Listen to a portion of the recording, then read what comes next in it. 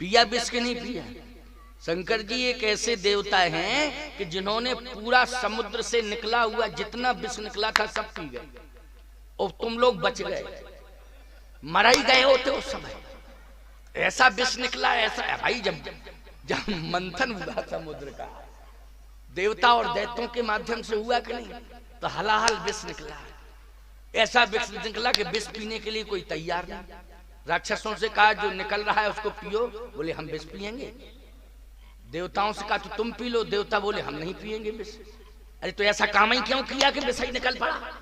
ऐसा काम नहीं करना चाहिए था। देखो एक बात बताएं, ऐसा कभी भी विवाद नहीं करना चाहिए आपस में कि जिससे विष निकल पड़े। क्यों भाई? और अगर विवाद करना ही है तो परिणाम विष जब निकलेगा तो उसको कौन पिए, उसको कौन पिए, इस पर भी विचार करना चाहिए कि नहीं? क्योंकि विवाद में विष ही निकलता है। क्यों भाई? विवाद में विष निकलता है, बाद में अमृत निकलता है। कब? जब विवाद संवाद में बदल जाता है तो अमृत निकलने लगता है प्यारे। लेकिन जब विवाद की कंडीशन होती है तो विष ही निकलता है। बोलो निकलता है कि नहीं? तो पहले क्या निकला? विष निकला। एक लंबी ज्वाल जैसे काली काली निकली विष की, तो सब देखते रह गए। कहे अब तो पास ही में आ रही है, इसको पियो पियो पियो। कहे कौन पिए? मरा कोई? पी के विष निकल रहा है। सुनो, सब भगवान का स्मरण करने लगे, शंकर जी का। सब शंकर जी का स्मरण करने लगे। नारद जी उसके पहले पहुंच गए, क्योंकि पत्रकार है ना। जब कभी कोई ऐसी स्थिति परिस्थिति होती है, घटना घटने लगती है, तो पत्रकार पहले पहुंच जाते हैं कि नहीं? तो नारद जी में एक क्षमता है कि नारद जी प्रकट होते हैं। और वायु जो चलती है ना, वायु का वेग कितना होता है याद रखना। वायु के वेग से भी बड़ा वेग नारद जी का है। सीधे नारद जी प्रकट ही हो जाते हैं। अभी जैसे दिखाई दे रहे हो कि मड़मड़ा में कवर्धा वालों को लगेगा यहाँ आ गए, तुरंत हवा नहीं पहुंच पाएगी, नारद जी पहले पहुंच जाएंगे। इतना वेग है नारद जी में। नारद जी साधारण नहीं है, ये वरदान प्राप्त हैं। इन्हीं को ऐसा वरदान मिला है प्यारे कि वायु से ज्यादा वेग होगा नारद जी आपका। और एक और उनको वरदान मिला है, क्या? कि हर पार्टी में तुम्हारा सम्मान होगा। चाहे देवताओं की पार्टी हो चाहे दैत्यों की पार्टी, मतलब पक्ष विपक्ष दोनों में तुम सम्मान हासिल करोगे। और नारद जी की यही विशेषता है। बोलो है कि नहीं? आजकल के पत्रकार तो पार्टी बाद में बंध गए। बोले वो अखबार तो साहब बीजेपी का है, बोले वो अखबार कांग्रेस का है। क्यों? वो अखबार बोले वो सपा का है, वो अखबार बोले वो भपा। भपा पता नहीं कौन सी पार्टी है, भपा है कि बसपा? बसपा, हम भपा कह रहे हैं। बसपा, बसपा का है, बोले इनका है उनका। खबरदार, नारद जी ऐसे हैं, किसी भी दल में पहुंच जाएं, चाहे दैत्यों का दल हो, चाहे देवताओं का दल हो, चाहे संत दल हो, चाहे तुलसी दल हो, कोई भी दल हो, नारद जी पहुंच जाते हैं। आइए नारद जी, आइए आइए, स्वागत है, आइए आइए, बैठिए बैठिए, स्वागत है, वाह धन्य है, आप पधार गए, हम सब धन्य हो गए। ऐसा देव राक्षस भी बोलते हैं। गजब की बात तो यही है। तो नारद जी प्रकट हो गए। नारद जी ने कहा रुको रुको रुको, क्या कर रहे हो? कहीं मरने जा रहे हैं, बचा लो। कैसे? कहे कि जहर निकल रहा है। राक्षस बोले हम नहीं पिएंगे जहर। नारद जी ने देवताओं से कहा तुम लोग पी लो। देवताओं से कहा तुम पी लो। देवता बोले कैसी बात कर रहे हैं यार, विष पिए? कहे सुनो, अभी हो देव, अगर विष पी लोगे तो महादेव बन जाओगे, प्रमोशन हो जाएगा। क्यों भाई? भाई अभी देव हो। नारद जी युक्ति बता रहे हैं ये कि अभी तो देव हो, लेकिन विष पियोगे तो महादेव, सीधा प्रमोशन। देवता बोले हमें प्रमोशन नहीं चाहिए। ऐसा काय का प्रमोशन? फायदे का बताओ। अच्छा एक बात बताओ, किसी से कहा जाए कि तुम राष्ट्रपति बनोगे, तो कहे अच्छा बनेंगे, हाँ, लेकिन राष्ट्रपति बनते ही तुम्हें फांसी दे दी जाएगी, तो कोई कहेगा हमें ऐसा राष्ट्रपति नहीं बनना है कि बनते ही मरना पड़े। कहेगा ऐसा सम्मान हमको नहीं चाहिए। क्यों भाई? ऐसा महादेव बनना किस काम का कि विष पी के मर जाए कहीं महादेव महादेव।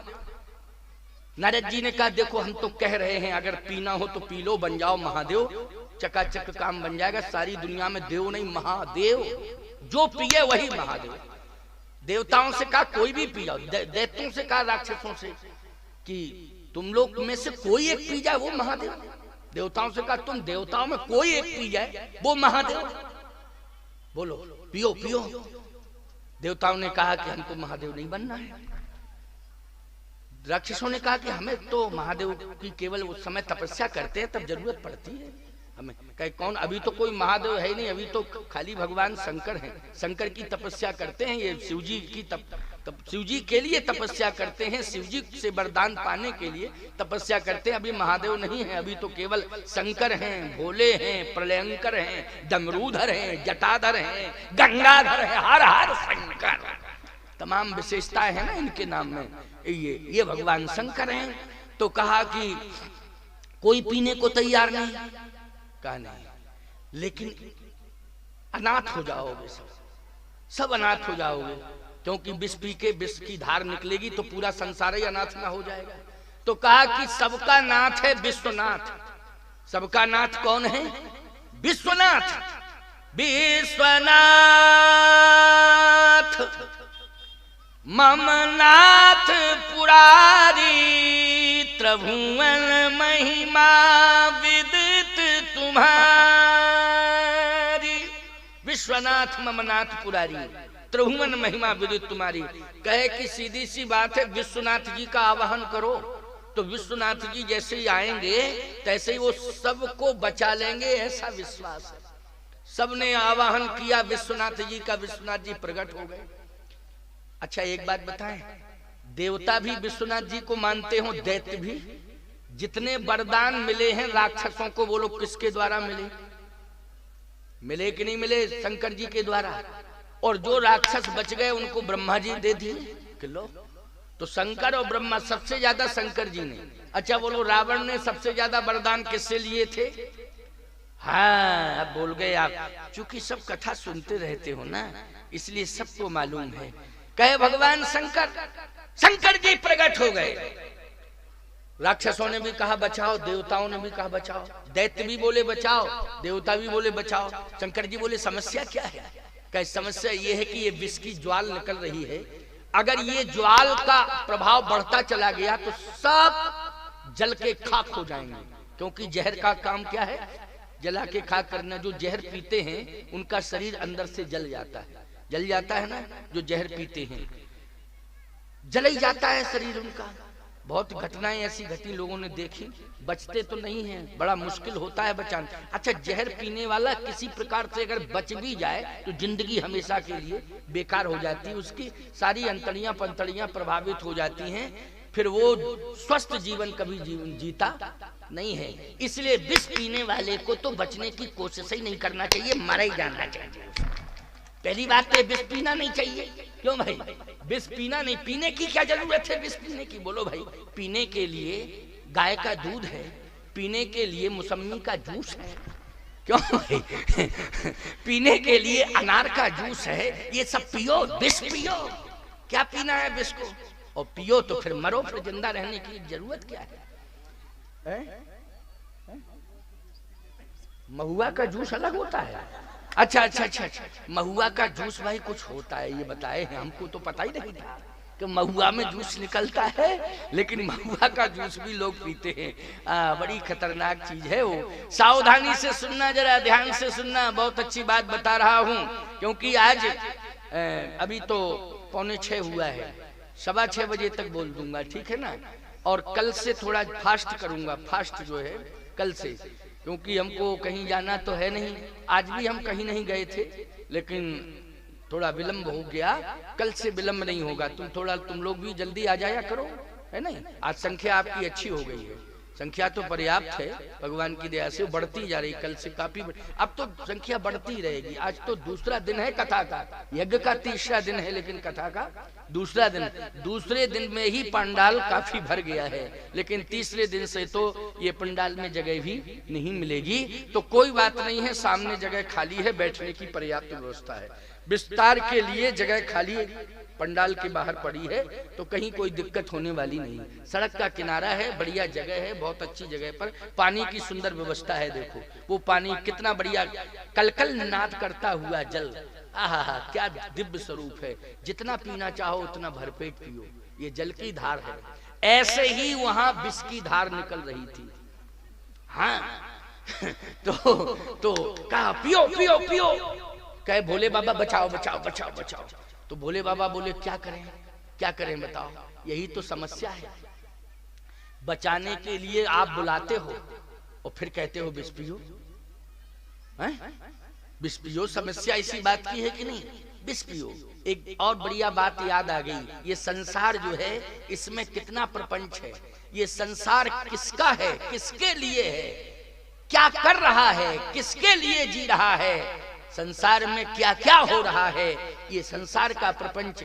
एक बार क्या हुआ, एक व्यक्ति बोला एक महात्मा से, बड़ी अच्छी कथा है, इसी प्रसंग में जुड़ती है ये कहानी जो है, ये दृष्टांत है और सिद्धांत भी है, दोनों बातें हैं। तो एक व्यक्ति बोला महात्मा जी से कि महाराज हमारी इच्छा है कि हम आपकी सेवा करें। महात्मा ने कहा कि पहले ये बताओ घर परिवार है। कहे महाराज घर परिवार पत्नी बच्चे हमने सब देख लिए, लेकिन एक ही बात समझ में आई। क्या आई समझ में बताओ। कहे एक ही बात पूरे परिवार की समझ में आ रही है, भ्राता पिता पुत्र अर्धंगी यह सब हैं स्वार्थ के संगी। बोले बीच ही मिले बीच चल गई है, और समय पर काम न आई है। महाराज आपकी शरण में हैं, आपके द्वारा दिया हुआ भक्ति ज्ञान वैराग्य से युक्त जो आशीर्वाद हमें प्राप्त होगा वही मेरा साथी बनेगा, वही मेरा उद्धार करेगा, वही मेरा कल्याण करेगा। इसलिए सबको कथा सुननी चाहिए, चाहे वो बूढ़ा हो, चाहे वो बच्चा हो, चाहे जवान हो, चाहे वो बूढ़ी माता हो, और चाहे वो बहनी हो, और चाहे वो बेटी हो। बोलो सबको कथा सुनना चाहिए कि नहीं सुनना चाहिए भैया? कथा से किसी को वंचित नहीं रहना चाहिए। तो उसने कहा महाराज हम आपकी शरण में हैं, आपकी सेवा करेंगे। घर के लोग आ गए, कहे महात्मा जी पत्नी जवान थी, पत्नी ने कहा कि आप मेरा फैसला करिए, ये मेरा पति है और अभी मेरी उम्र क्या है, जवानी है, और ऐसी अवस्था में आप इसको साधु बनाओगे? महात्मा बोले बिल्कुल नहीं बनाएंगे, हम क्यों साधु बनाएंगे भैया, ये झगड़ा पकड़ा हम नहीं लड़ा, ले जाओ अपने पति को। महतारी बोली महाराज हम जानते हैं कि कितना कष्ट हुआ पालन पोषण में, और घर छोड़ के यहाँ आ गया और आपने कह दिया साधु। हमने कहा ले जाओ ले जाओ ले जाओ। साधु ने कहा हमारा मतलब है साधु। साधु ने कहा ले जाओ ले जाओ ले जाओ, अपने घर ले जाओ, घर ले जाओ। लेकिन घर ले गए सब उसको, फिर वो उसका मन नहीं लगा, लौट के फिर महात्मा के पास आ गया।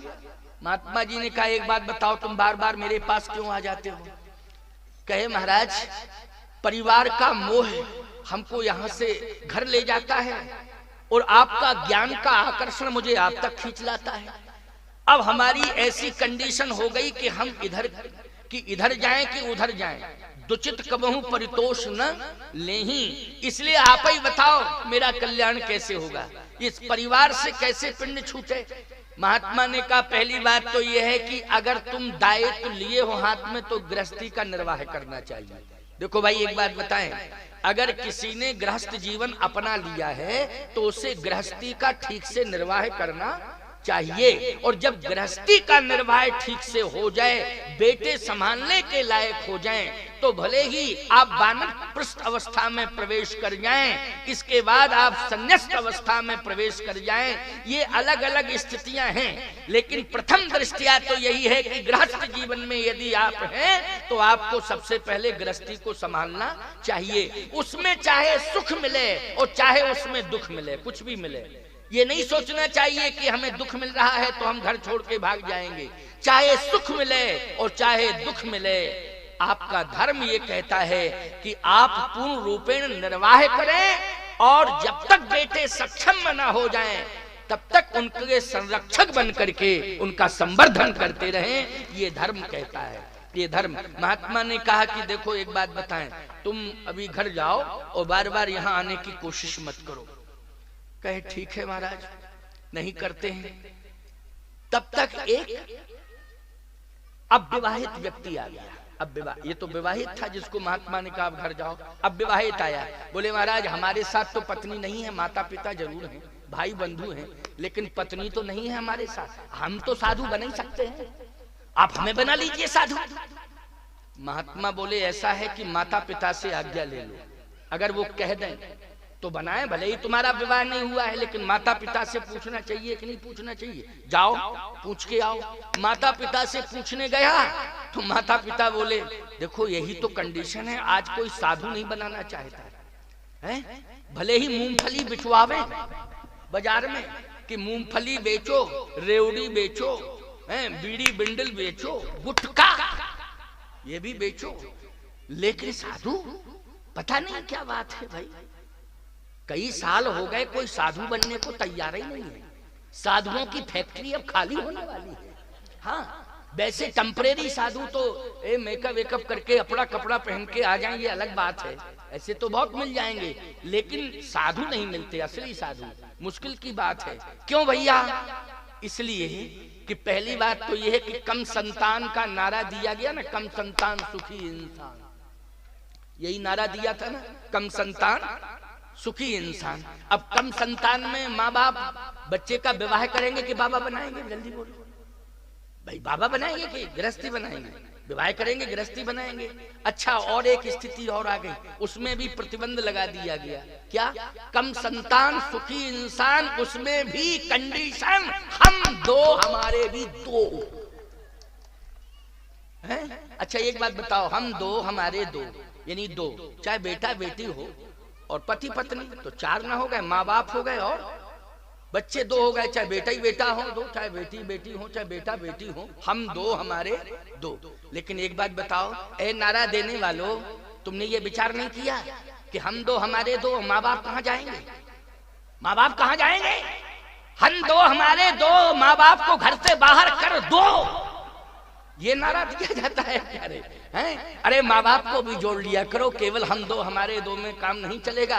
माँ बाप है, उनकी व्यवस्था करना, उनकी देखरेख करना, बोलो ये धर्म कहता है कि नहीं कहता है? इसलिए उनकी विशेष व्यवस्था करो, उनको तो ऐसे रखो जैसे हाथ में व्यक्ति को धन मिल जाए और वो धन कंजूस के हाथ में आ जाए तो पहले तो हाथ से ही वो धन नहीं जाता है, कंजूस के हाथ का धन हाथ से कभी जा नहीं पाता है, और यदि जाता है तो कहता है पहले प्राण ले लो तब हाथ से मुट्ठी खोलो। बिना प्राण लिए हम देने वाले नहीं हैं। ऐसे ही मैं कहता हूं कि माँ बाप को प्राणों से भी ज्यादा महत्व दो, उनको प्यार से संभाल के रखो, इन हाथों से उनकी सेवा करो, ये मेरा कहने का तात्पर्य है। महात्मा ने कहा तुम माँ बाप से आज्ञा ले आओ। माँ बाप से आज्ञा लेने गया तो माँ बाप ने सीधा कह दिया कि नहीं नहीं, अभी उम्मीद है शादी की। अभी क्या है बेटा, तुम 35 रनिंग चल रहे हो, अभी 35 साल रनिंग मतलब 35, तो अभी क्या है, उम्मीद है, अभी उम्मीद है, तुम्हारे नाम 12 एकड़ जमीन है। उसने कहा हमारी इच्छा नहीं है विवाह की, आपके 2 पुत्र और हैं, उनका विवाह हो गया, हमको साधु बन जाने दो।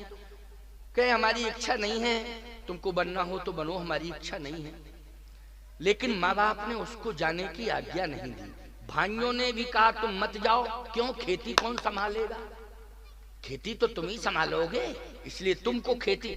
ऐसे जिनका विवाह नहीं होता था घर में, उनको मालिक बना दिया जाता था, वो फंसे रहे उसी में, जिसका विवाह नहीं होता था मालिक उसी को बना दिया जाता था कि ये सब खेत खलियान भी देखेगा और पूरी व्यवस्था भी संभालेगा, और इसी खेती खलियान में वो फंसा रहे अपनी जिंदगी। लेकिन वो पता नहीं भगवान की कृपा थी, उसने सबको छोड़ छाड़ दिया। फिर घर के लोग आ गए, महात्मा ने कहा एक काम कर, मेरी बात मान, तुझे हम साधु इसलिए बना सकते हैं कि तू बार बार मेरे पास आता है और तेरा वैवाहिक जीवन नहीं है, इसलिए तू साधु बनने लायक है। लेकिन घर के लोग पिंड नहीं छोड़ रहे हैं, तो मैं एक बात बताता हूं तुझे, मेरे अनुसार चल, अभी तू घर जा, लेकिन बेटा 1 हफ्ते की ट्रेनिंग में दे रहा हूं प्राणायाम की, और प्राणायाम में सांस का साधना ये मैं तुझे बता रहा हूं, और लंबी सांस तू खींच जाएगा, इतना हम प्राणायाम में तुझे बता देते। 1 हफ्ते प्राणायाम कराया, ऐसा अभ्यास कि सांस लंबी खींच गया, कहे कि अब ठीक है, घर में जाना और प्राणायाम करना और सांस लंबी खींचना, चिंता मत करना, बस लेटे ही जाना सीधे। फिर देखता हूँ ये घर वाले लोग, घर के लोग क्या करते हैं, क्या नहीं, कितना प्यार करते हैं तुझसे घर के लोग। उसने कहा ठीक। घर के लोग फिर आए लेने के लिए, कहे हम चल रहे हैं। घर में गया, लंबी सांस खींच के लेट गया। घर वाले घबरा गए, बोले प्राण निकल गए, प्राण निकल गए। डॉक्टर को बुलाया, डॉक्टर बोला नाड़ी नहीं मिल रही है, क्या किया जाए। अब क्या है, बोले हमारी तरफ से तो जवाब है कि अब कोई उपचार नहीं है। याद रखना, उसको उठा के गुरुजी के पास ले गए। उसे कहे गुरुजी संभालो, आप ही को अर्पित कर रहे हैं। अब देखा आपने, ये संसार है, प्राण थे तो हमारा है, प्राण निकल गए तो गुरुजी का। लो देखा आपने, कहे गुरुजी संभालो, अगर प्राण वापस आ जाएं तो आप ही का है गुरुजी, हम लोगों के हाथ से तो गया। महात्मा ने कहा अच्छा अच्छा अच्छा अच्छा, तो क्या चाहते हो। कहे ये चाहता हूँ। अच्छा, महात्मा ने ये कहा था बेटा, जब तुम लंबी सांस खींचोगे हमें बुलाया जाएगा तो हम दूध में एक भभूत डालेंगे और तुम कान से सुनना, और ये कहूंगा जो इसको पिएगा वो मर जाएगा, ये जिंदा हो जाएगा, लेकिन तुम सुनते रहना बात को। कौन पीता है, अब देखे प्रेमी कौन है, कौन पीता है। बस ले गए महात्मा के पास। महात्मा ने कहा एक औषधि है, इसको पिला दो, इससे वो जीवित हो जाएगा, लेकिन शर्त है क्या, इस औषधि को जो पिएगा वो मर जाएगा, लेकिन मरा हुआ जिंदा हो जाएगा। तो वो भभूत थी, वो तो गाय के दूध में यूं घोरी। महात्मा ने कहा पियो। माँ से कहा माँ पी, तू पी। तो कहती हम पीने को तो तैयार है, मेरा बेटा है, लेकिन इस बूढ़े का क्या होगा, मतलब पति का। तो ठीक है, वो पति के लिए जी रही है भाई, बात तो यही है कि पति की सेवा कौन करेगा, तो पति के लिए जी रही। अब बूढ़े से कहा कि तुम पी लो, तुम्हारा बेटा है, तुम बाप हो। कहे कि हम पीने को तो पी लेते, लेकिन इस बुढ़िया का क्या होगा। तो बुढ़िया बूढ़े के लिए, बूढ़ा बुढ़िया के लिए, दोनों ने। अच्छा, भाई से कहा तुम पी लो। कहे गुरुजी एक बात बताओ, भाई भुजा होता है, मैं पी लूंगा, ये भाई जीवित हो जाएगा, लेकिन भाई तो दुनिया से एक चला जाएगा, आखिर एक भाई तो चला ही जाएगा। कहे हाँ ये बात तो, भाई भी पीने को तैयार नहीं हुआ। फिर कहा कोई है ऐसा जो इसे जिंदा करने के लिए इस मौत को स्वीकार करे। किसी ने मौत को स्वीकार नहीं किया। महात्मा जी ने कहा कि अब हमारे ऊपर दोषारोपण मत करना। माँ बाप भाई सबने महात्मा के चरण पकड़ लिए, कहा आप ही पी जाओ महाराज, आप तो साधु हो, लेकिन एक के प्राण तो बचेंगे। महात्मा बोले हमें तो पीना ही पड़ेगा। अब महात्मा जानते थे इसमें भभूत है केवल, और कुछ है ही नहीं। अरे इसमें क्या है, भभूत है, मैं तो पिए ही जाऊंगा, अब हमको तो पीना ही पीना, हमारा चेला है, हमारी सेवा की है, तो हमें तो पीना ही है। महात्मा जी ने जैसे ही कटोरा उठाया, हर हर महादेव कह करके जैसे पिया, याद रखना 2 थप्पड़ मारी उसको, कहे उठ उठ। उठ के तैयार हो गया। बोले देखो अब ये किसका है, माँ का है कि बाप का है कि भाई का है कि जमीन का है कि जायदाद का है। आहा, उसी समय वो बोल पड़ा हम भगवान के हैं और गुरुदेव भगवान के हैं, और किसी के नहीं।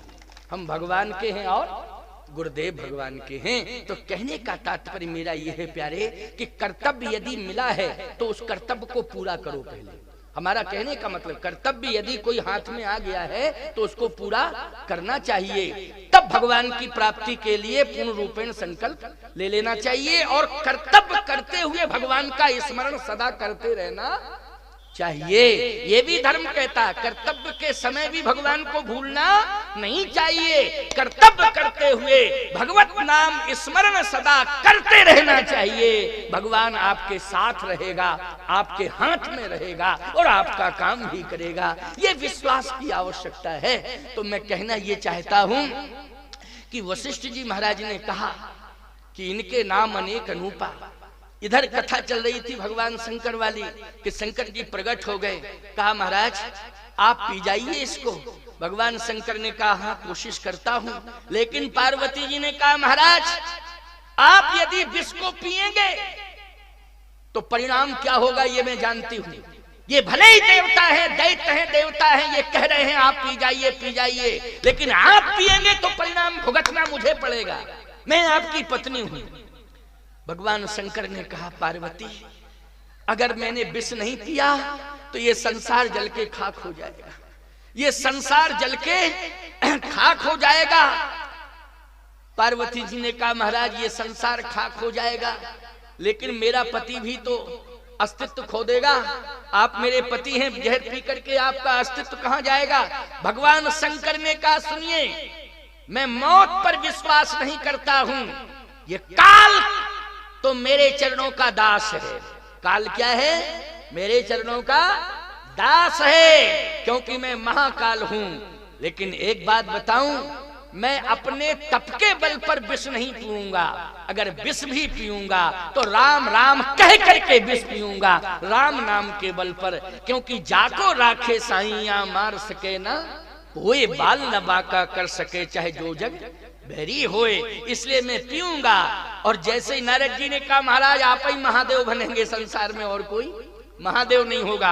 और जैसे ही विष की धार शिव जी की तरफ आई तो शिव जी ने इस मुद्रा में हाथ कर दिए, और जैसे ही विष की धार हाथों पर आई और ग्रहण करने के पहले ही भगवान शंकर ने कहा राम। और जैसे कहा राम तो पहले राम और फिर गया बाद में विष, एक घूंट चला गया विष का, फिर कहा राम, फिर एक घूंट विष का, फिर कहा राम, फिर एक घूंट विष का। तो याद रखना, पहले गया राम फिर गया विष, और विष और राम दोनों मिल गए, शिव जी को मिल गया विश्राम। क्या मिल गया? विष और राम मिला दो तो क्या बन जाएगा, जल्दी बोलो। विष और राम दोनों मिले तो क्या हो जाएगा? विश्राम। शिव पावा विश्राम, पूरा गट गट करके पी गए। शंकर जी ने कहा वाह आनंद आ गया। दैत्य बोले हम ही पी जाते थोड़ा सा तो क्या दिक्कत थी, लेकिन अब बचा ही नहीं। देवता बोले हम नहीं पी सकते थे, हम नहीं जानते थे कि इससे विश्राम मिलता है। नारद जी बोले हम फिर प्रार्थना करें, फिर निकले विष तो पियोगे? कहे नहीं नहीं अब तो हो गई लीला, अब तो वो लीला निपट गई है, अब कोई आ। तो ये राम का प्रभाव है। भगवान शिव राम राम राम राम कहते हुए विष पान कर गए, तो राम के नाम की बड़ी